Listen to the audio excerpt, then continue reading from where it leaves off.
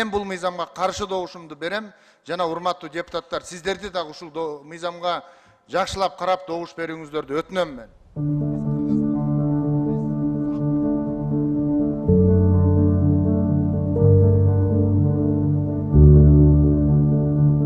Бизде ушул жерде чыккан канча мыйзамдар жазылса, ошонун жарым иштесе, жарым иштебей келет бүгүнкү күнгө чейин. Бирок кыргызды кыргыз кылып сактап келаткан жазылбаган мыйзамдары. Ооба, үй бүлөлүк зордук зомбулукка мен да каршымын. Эркек адам үй бүлөгө зордук зомбулук кылбайт. Аялга апаат болбойт. Зордук зомбулукка каршымын. Бирок ошого байлап алып ички мыйзамдарды дагы талкалап албайлы. Мен бул мыйзамга каршы добушумду берем. Жана урматтуу депутаттар, сиздерди дагы ушул мыйзамга жакшылап карап добуш берүүңүздөрдү өтүнөм мен. Биз кыргызбыз. Биз салт менен жашайлы.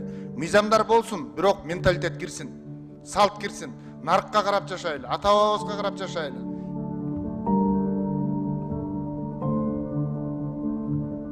Үй бүлөлүк маселеге келгенде кыргыз элинде улуттун өзүнүн жазылбаган мыйзамдан жогору адеп ахлактары бар.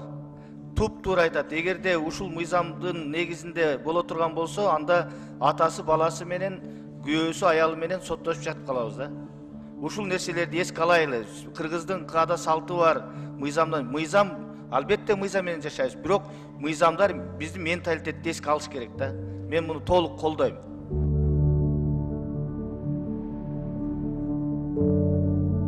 Каада салт, нарк насил болсо, жазылбаган мыйзамдар боло турган болсо, анда эмне үчүн күндүгө үй бүлөдөгү аялдардын, балдардын энеси менен кошо балдар да газап чегип, өлүп, атылып, кесилип, жок болуп кетип аткандыгын, өлүм менен жыйынтыкталып аткандыгын эске албайбыз.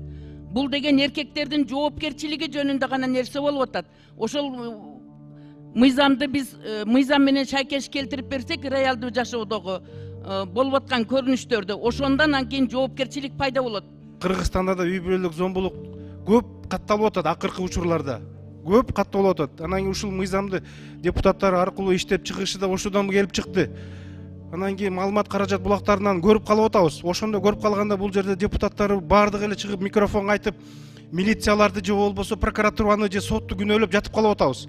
Келгиле биринчи мыйзамды тазалап, ошол мыйзамды алып келип, ошол укук коргоо органдарында иштей тургандай кылып туруп мыйзамды кабыл алып берели да.